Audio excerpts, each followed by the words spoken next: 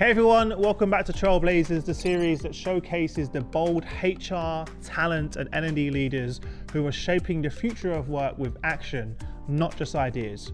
Brought to you in partnership with our friends at Valence, this is where AI meets real world results, from organizational transformation to workforce empowerment. In each episode, we sit down with the pioneers turning AI theory into practice, and today's Trailblazer is a powerful example of just that. Today I'm joined by Anand Chopra-McGowan, who's the Managing Director for Europe at Valence, who is driving their mission to put AI at the heart of people development. At the center of that mission is Nadia, the world's first enterprise AI coach. Nadia personalizes guidance for every employee in the flow of work across performance, learning, and development. In our conversation, Anand shares how the world's most innovative HR teams and organizations are turning AI into real impact. Hey Nadia, I'm super excited about today's episode. Given Anand's background, experience, and role at Valence, what's one question I should ask him about you that Anand is uniquely qualified to answer? I'm really excited about what you come up with. Sure, Chris. Given Anand's leadership at Valence, a question he's uniquely qualified to answer about Nadia could be, since joining Valence and seeing Nadia in action, what's been the most surprising or meaningful way you've seen Nadia impact leaders or employees? Is there a story or shift you've observed that really highlights what makes Nadia stand out from traditional coaching approaches? This invites Anand to share his fresh perspective and any standout moments he's witnessed since coming on board, making the question both relevant and authentic to his experience. With that being said, let's jump into the episode. Anand, welcome to the show, my friend. How are you? Thank you. Good to be here. We finally meet. We finally meet in person. So much fun to do this in your amazing studio. Yeah, you thought you was like, where have you guys taken me? Yeah, the outside's a little different than the inside. Let's put it that way. It's like a TARDIS. Yeah, you right. don't know what's going to be on the inside as well. And the door opens and You're look like, at this. Before we jump in, tell everyone a little bit more about your background. Sure. And your journey to where we are now. Sure. My whole career has been in building workforce development startups. So I've been part of now, this is my fifth venture, all focused on how we can use technology to make work better. So my first venture was a business called General Assembly, which was around building digital skills and helping people get the jobs that they would really love and get real practical skills and get jobs on the basis of that. We sold that business to the Adecco Group in 2018. I then joined a business called Emeritus, which is a Indian edtech scale-up, and set up their Europe region. And I've recently joined Valence. I've actually been an advisor to Valence since 2018 when Parker Mitchell, the CEO, started the business. So I've known this team for a long time and have been so impressed with everything that they've been building. And then I'm also on the board of two other businesses. One is a business called Shortlist, which is based in Africa, it's a recruiting firm placing senior executives in companies in Africa. And then the other one is a business here in the UK called Apolitical, which is the world's largest learning network for government employees. Interesting. So all of these things all kind of come together in this notion of learning, skills, professional development, and how we can make work better. I grew up in India, and my family has had various interactions with education and lots of roles in education for a long time. So I think there's that instills something in me, and I've always been passionate about helping people pursue the most meaningful and rewarding careers. Yeah, well, that was going to be my next question. What has kept you in this space for so long? And you just answered it there. Yeah. How does it feel to witness the transformation we've gone through since when you started to the stuff we're doing now? It almost seems like it's the things that we dreamt of. Well, I mean, in so many ways, right? I mean, like if I look at the sort of arc for me from General Assembly, which we started in 2011, to Valence now, and our AI coach Nadia has been out for just about 2 years, which in the world of Gen AI is like kind of since the beginning. But there was always this thread of access and exclusivity when it came to education. General Assembly's first thing was, how do we take elite education and make it much more practical, much more effective? Emeritus was sort of a similar kind of thing, taking top-tier business schools, but then placing their courses online. And Valence, with the benefit of AI, we can take that to the next level, where now you are literally getting access to not just development opportunities, but truly personalized development opportunities. You're getting real-time coaching. You're getting support in the moment when you need it. This has never been possible before. It was always the vision, but now the technology is there to really allow us to do it. Yeah, because we've always spoke about in the past about the idea of, democratizing access to content, because, growing up in my early corporate days, it was only the top tier executives that got this level of coaching or investment. And you couldn't scale it financially. It just didn't work. The technology wasn't in place. What do you think how do you think that's going to change the way we work? The fact that now we can create hyper personalized experience in the flow of work at scale? Well, at Valence, we've learned a couple of lessons now since, our AI coach has been out for about 2.5 years. We've deployed to over 50 Fortune 500 companies, hundreds of thousands of users. And so we've learned a lot about what kind of new behaviors people follow when it comes to AI coaching. And it turns out that when you remove the traditional barriers, which are things like, is my coach available? How much does this cost? Accessibility, scheduling, all of those things. People start to interact with their coach in very different ways. So it's not just these, step back once a month sort of big reflective conversations. It turns out that it's much more about the everyday repeat sort of management challenges that we all have just in doing our day-to-day work, right? Like, I've got a difficult conversation coming up and I'm a bit nervous about it. Can we prep for it? I'm just a bit stressed. Can we talk, right? Like, I've got a huge project that I need to plan for. Can you help me organize my thoughts and kind of hold me accountable to it?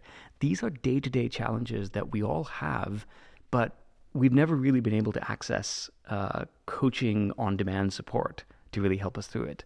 And that's really what's happening right now. So it's truly exciting to watch. Yeah, because that's the thing that always that I felt really disconnected with traditional training is like I need it in the moment. Yes. Like, I'm about to walk into that meeting and have that hard conversation. Let me take a few seconds to practice, have a conversation, right? Oh, there's no use for me doing that next week in a workshop. Yes.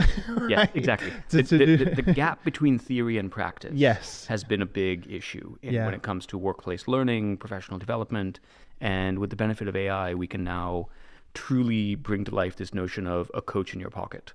And you can use this coach when you really need her. Yeah. And I think the exciting part as well, because I've been using Nadia as well, is the fact that it's also, when it comes to traditional coaching, is the relationship's important with the coach, the individual. And the more you use the platform, the more it gets to understand you. And especially the different data points that you can draw data from. It almost sometimes understands you more than you. And it always shocks me when I have a conversation and it brings up something I've discussed in the past. And says, oh, remember when you had that conversation with X? You was a bit, you could have done that better. Maybe we should work on that again. I'm like, oh my, like that. I'm so excited. As we start to gather more data, I'm really excited to see where we go. One of my favorite prompts to ask Nadia about is, Nadia, can you tell me some of my blind spots? And I'm consistently surprised by things that she'll pull up about me based on now, several hundred conversations that we've had where there are things about myself that I don't even recognize, and she'll pull it out and then she'll say, can we work on a plan together to address these blind spots? So it's not just about pointing them out; it's then about actually developing to close them. So it's been fantastic just getting to know her, and that sense of context and memory is a big piece of it. But what makes Nadia different from other coaching platforms that are out there? Yeah, look, it's a really good question, and it's an important one in this moment as so much new stuff is happening in this space, right? So. I'll tell you what really separates Nadia and the big bet that we've made, and then there's two other things. Give it away the secret more recently. Right well, so the big bet that we made about 2 years ago was on context and memory, and this notion that your coach needed to understand you as a person in order to really effectively coach you. And so if you go to Nadia today, she knows your role, she knows your colleagues, she knows what your job description is, she knows the context of the organization in which you're working and things like your company values and ways of working and all of that. And then she is building memory across every single one of your sessions, and she is storing aspects of that memory into an expert sort of profile of you that she is then perfectly and consistently querying every single time you have an interaction. And so that means that your first conversation with Nadia will sort of feel not too dissimilar from a generic large language model. Your 5th, 10th, 50th, 100th conversation, she starts to pull out insights that you don't even know about yourself. And that investment in context and memory with some of the world's best minds in conversational AI and these kinds of areas has been our big bet. But then there's 2 other areas that we've learned more recently that have really come up as differentiators. The first is this notion of planning for deployment and adoption. In the enterprise, this stuff doesn't happen by accident. You can't just release a thing and hope that people use it, let alone use it well and use it effectively. And so what we've really honed in the last couple of years is a team of really sharp individuals, all of whom come from, IO psychology, management consulting backgrounds, who treat these deployments like a project, and they work with the CHRO to figure out, the comms plan, the customizations, the incentives that we're going to create. What are the use cases that we're going to target? Is it performance reviews or learning and development? And how do we then target Nadia to actually support the moments and the programs that really matter for these clients? And when you do that, that really gets the adoption in a way that people are not just using Nadia regularly, but using her for things that are really effective both for them as individuals and for the company as well. Yeah.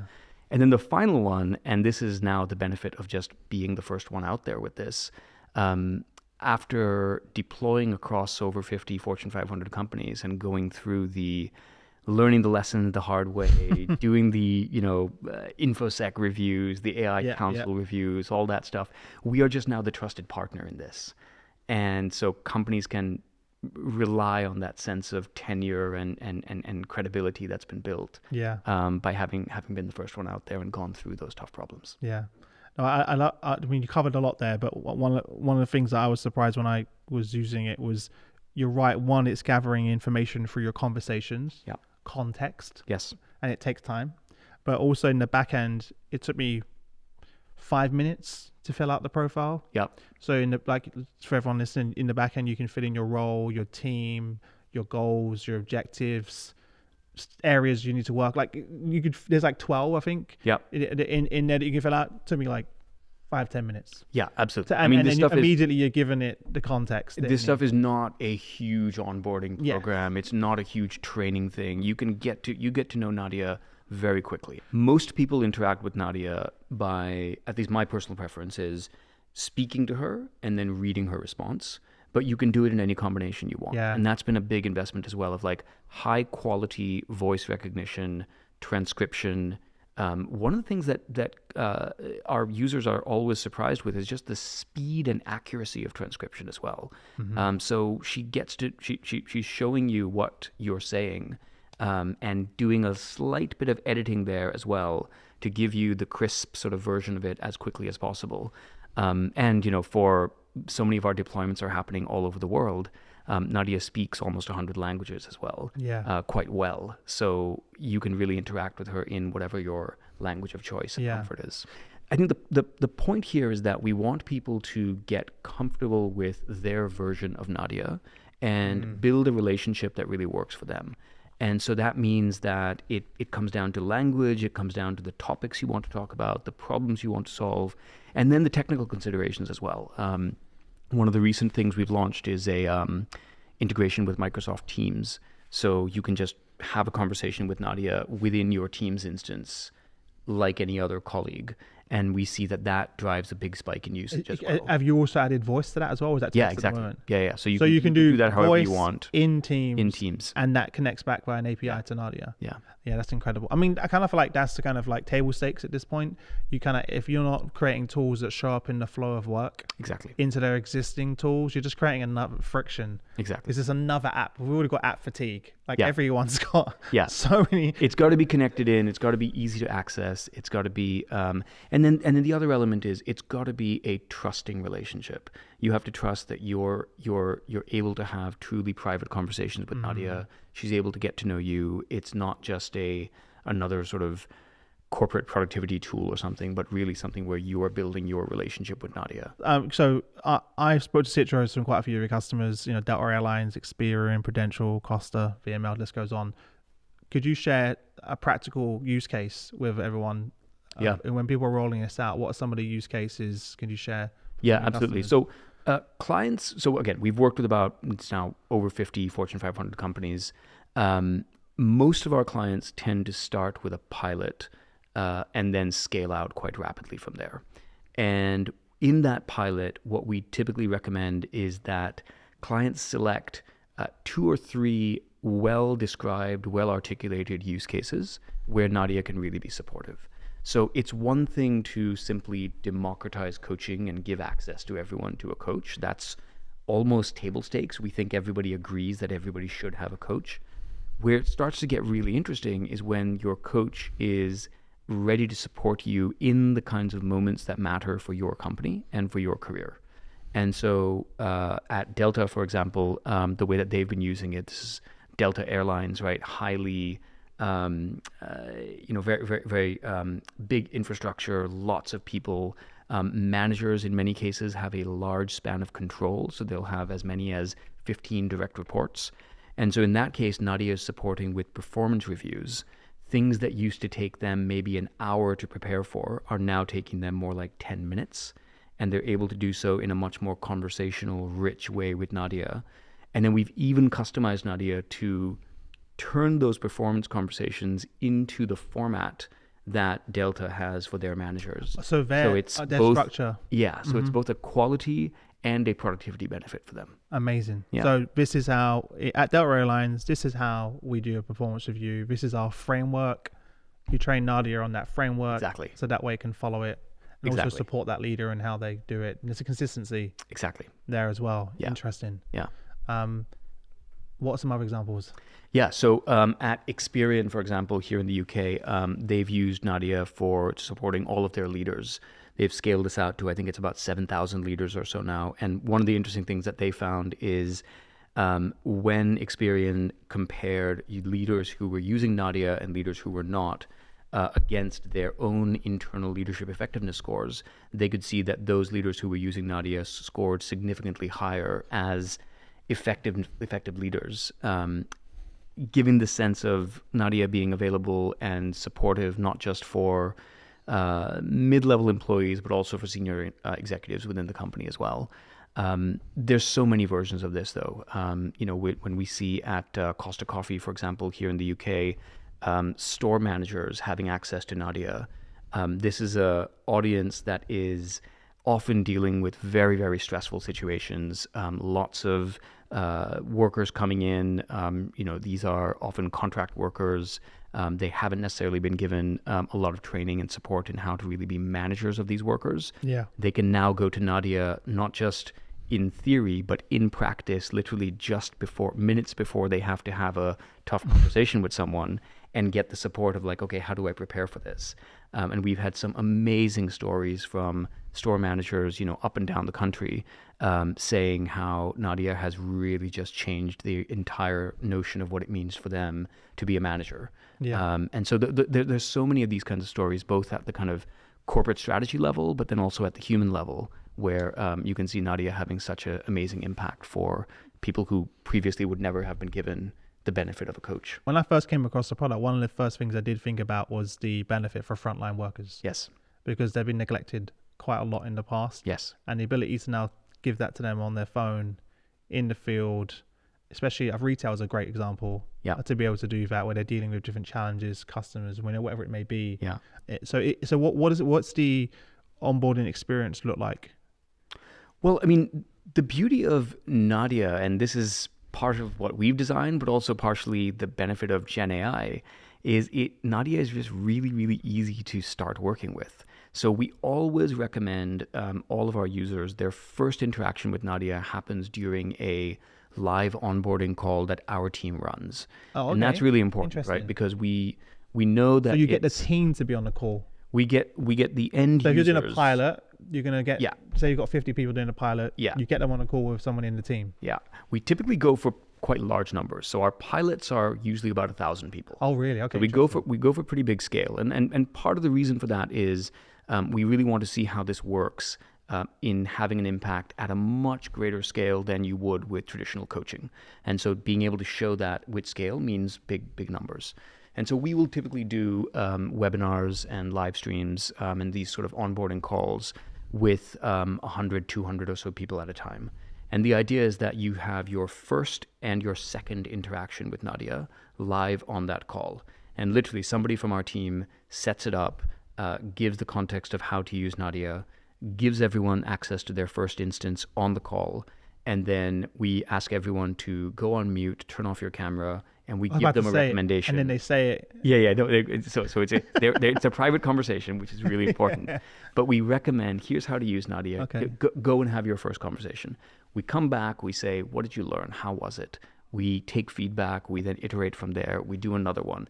And the point is that if people can have their first 2 interactions with Nadia live within that hour, we know that usage will be really, really strong. Yeah, because you've already, because that's one of the biggest challenges. Exactly. So, if we simply send people an email, Yeah. it's not going to work. Yeah. But inviting I bet you learned that the hard way. We exactly. These are all the lessons that we've learned, right?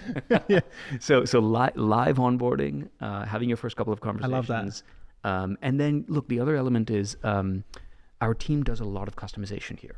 So it's not enough to just have a generic tool that you can get, like a consumer app or something. This is an enterprise tool that really needs to operate within the context of the company. So, in the case of Delta Airlines, we learn your performance management framework. We learn the values and ways of working at Delta. We learn all of those kinds of things that you want your employees to know. We make sure that Nadia knows all of those things.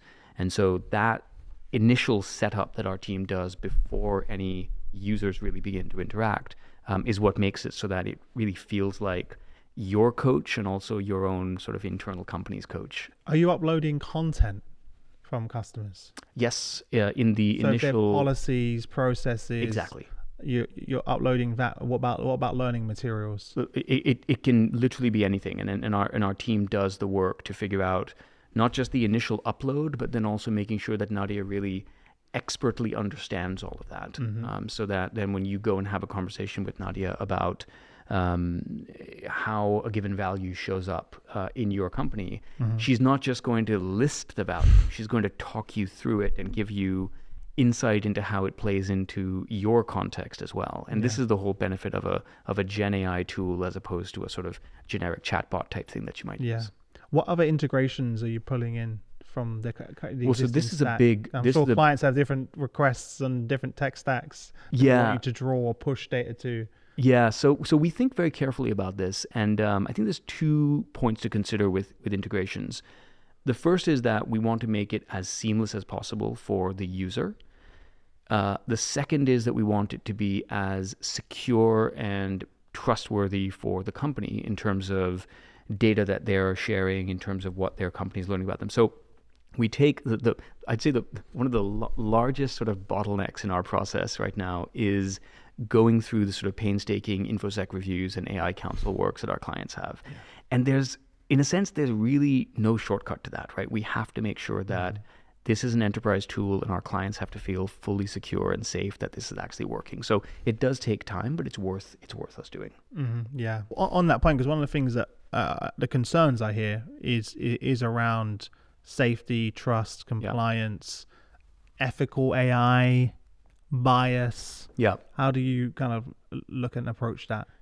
Trust is such an important aspect of this, not just because it's an AI tool, but also because it's your coach. You have to feel as though you have to know that your conversations are private, they're held together properly. And so it's a big part of the investments that we've made. And we have never lost a AI council review. We've never been rejected at that stage. It's not to say that it doesn't take time, of course, but we've never been rejected through one of those. What's been interesting in this is that in the last year, 18 months or so, most large companies have put in place some pretty good, robust controls and processes and protocols to really make sure that new tools that they bring in really pass these tests. Yeah. And so we're often advising our clients, those who are sort of early adopters, we've learned a lot with them. We're now able to advise some of the newer ones to say, look, this is what a good sort of control really looks like. And so that's really built in. And then the second aspect on this is guardrails. So if you come to Nadia and you bring up something that really should be dealt with by a human on the team, Nadia will redirect you. And so if you bring up something around firing an employee or harassment or depression or something that really should be dealt with a human really on the team, Nadia is going to redirect you to that person. And we can customize who that person is and where to go and all that stuff as well. That's amazing. I'm glad you covered that, because I feel like that's something, if someone's had mental health, I was thinking that before you even said it, is that's something you shouldn't have a generic AI response to. You need to redirect that to someone, and knowing how and where to do that is very important. Part of the customization. Exactly. And I think some people have got in trouble for that. Yes. Other companies out there. Yes. It's a tricky space, and I don't, we're constantly working to get better at this, but it's a big part of our focus as well. Integrates into email. Are you pulling and pushing email? So just out of curiosity, because there's a lot of security and back to this point of trust. Yes, and this is so far we have elected not to pull in email or documents, and the reason for that is we really are that one of the key design principles here is that we want to replicate the executive coaching experience. And if you think about how you get to know your coach, you are having conversations with your coach is asking you questions, is pulling out things. We want to keep the information flow one that is in the user's control. And so if you tell something to Nadia will remember it perfectly. If you don't tell something to Nadia is not going to pull that information out of your email or out of some folder or something. And that's a crucial aspect of the trust element here. We do, though, have a couple of other integrations that can really help make Nadia help you be more accountable.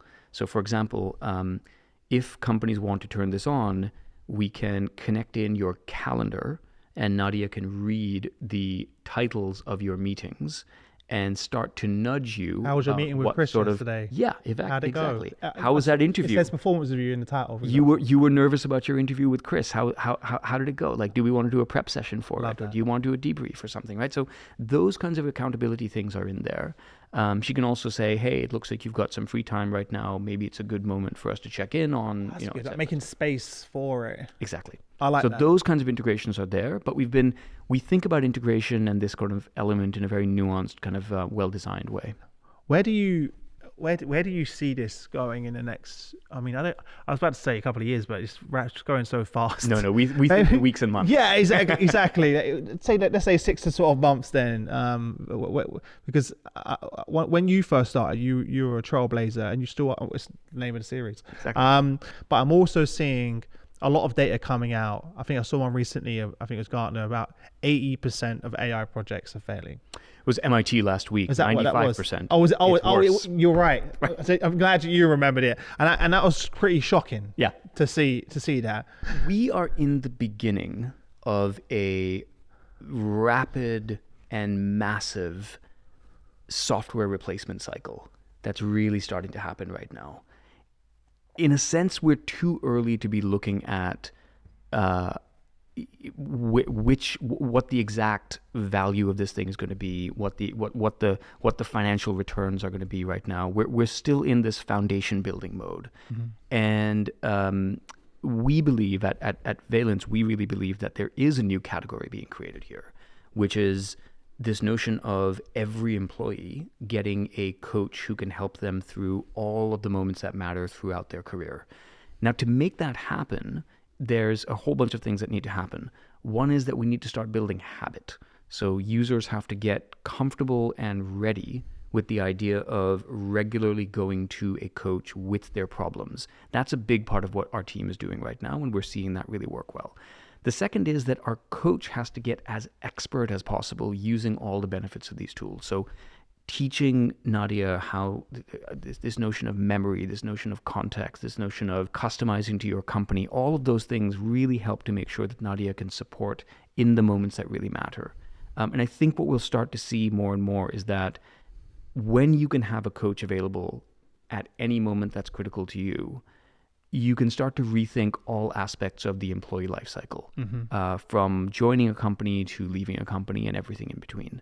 And so where that leads us, I think, is, we try to take things in sort of short-term kind of views right now, but I think we are at the beginning of this real replacement cycle where we can kind of move from HR systems that have often been really seen as systems of record, where information is stored about you, to systems of action, where we are now able to actually work with live systems in the flow, in the way that actual work is happening, and keep them constantly updated based on the way that people are actually interacting. Yeah. And that's a giant shift. And we're just at the beginning. Huge. Of it. I mean, it's more of a mindset and cultural shift. Yes. Like than a technology, because we've kind of been through this in other transformations. I feel like this is the biggest. Yes. And one that's going to fundamentally affect everyone and everything. So I think it's a different level, but at the same time, it's a mindset shift, a culture shift, and that's clearly part of your onboarding process, and very much so. Very intentional about how that you think about that. And I love the fact that you provide that level of support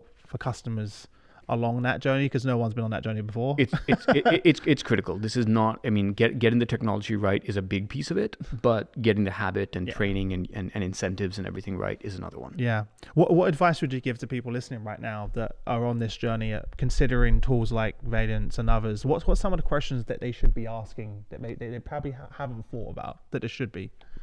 Well, I think the biggest question that we ask, that we suggest all of our clients to ask, is don't start from the tool, don't start from the means or the medium. Ask yourself, what is the friction point in my talent or learning or HR strategy or calendar right now?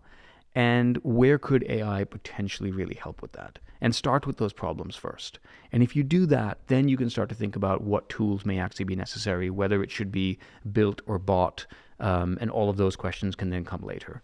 And so I think when companies start to really look at what the answers to that question are, then we can start to look at whether it's an AI coach that could be helpful or potentially something else. Yeah. From there, I'm going to ask you one more, because I think it's because I'm hearing this from our listeners. From there, they've done that. They've established this is the use case. When they're looking at different partners, what questions should they be asking? I think the big one is give us some evidence that this thing is actually working. Give us some directional evidence, right? See that the thing is let us actually see this.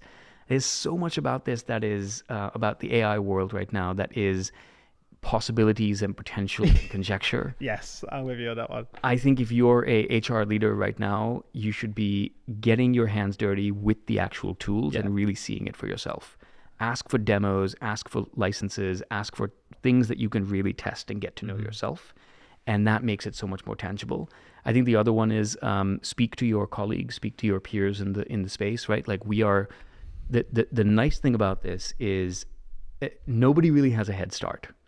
Every company is out there figuring this thing out in the moment. So bring that spirit to this and get your hands dirty and start testing. Yeah, no, I love that. And that was one thing that was great about you and the team. When we first spoke, I said, I need to see this. Yes.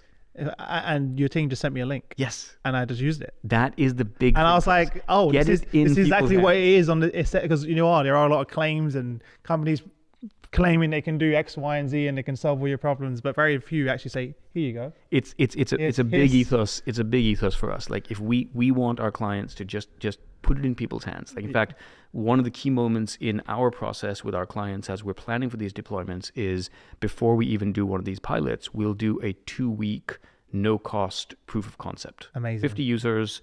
Here you go. Really? Yeah, and we run it. It's a pre-pilot.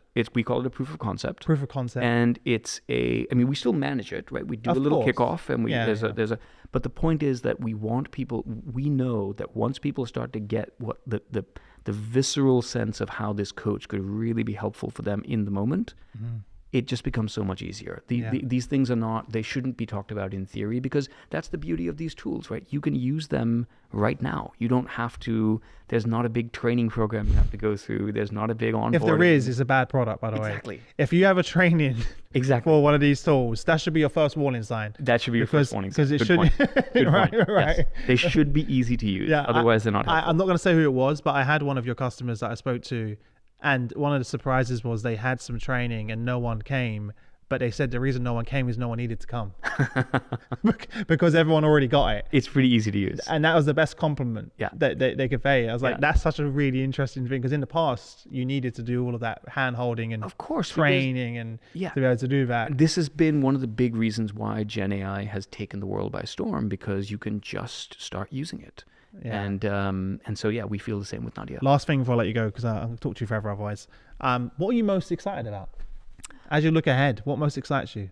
Well, so a couple of things. I mean, one is I'm 4 months into my role here at Valence. We are just building out our London office. I'm really excited to be welcoming some great new team members. I think for Valence, what we're really excited to see is the ways that our customers are coming up with new ways to use AI coaching.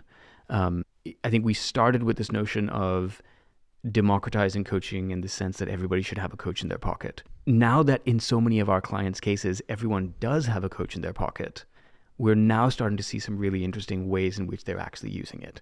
And the basic stuff we talked about, performance reviews, learning and development, things like that, we're now seeing some really interesting things around role play, around doing 360 feedback, around on new onboarding programs. These kinds of things are things that we traditionally would have done in a much more static sort of copy paste kind of way. With AI, we can now reimagine all of it. And so I think, what will we reimagine next is the big thing that's keeping us excited. So, the possibilities, when I first started using the tool, I was thinking, man, I wish I had this in my sales days. Yeah. As a sales rep, having a tool like that could go, hey, how do I overcome this objection? Or how do I help me write this draft, to a client based on the call, right? Yeah. It's just like, oh my God, it's like a superpower. And also one with memory of how your last few went, to say, hey, this seems like it's a big issue for you. Maybe we should double click on it, right? And you're not even thinking about some of those, but it's picking up on the patterns and doing all of that. That's where it sort of is next level performance. Yeah. I think anybody entering the workforce right now with the benefit of these tools, I know in some ways it can be a scary thing, because we're all like, well, what do junior employees do? But if you bring the right mindset to it and you think about those early days when you maybe didn't know that much and you couldn't always go to a manager either because they weren't available or because you weren't that confident in going to them in the first place, you can ask all of those embarrassing questions, all of those nervous things, talk to your manager as many times as you want to your AI coach. Yeah. And it really does change the game. Listen, before I let you go, where can people connect with you if they want to reach out and say hi? Yeah, absolutely. Anand, ANAND @valence.co. Find me on LinkedIn. And we are running a whole series of events across Europe and the US, dinners, conferences, various things. So look up Valence and Nadia, and come and find us. Appreciate you coming on. Thanks for having me.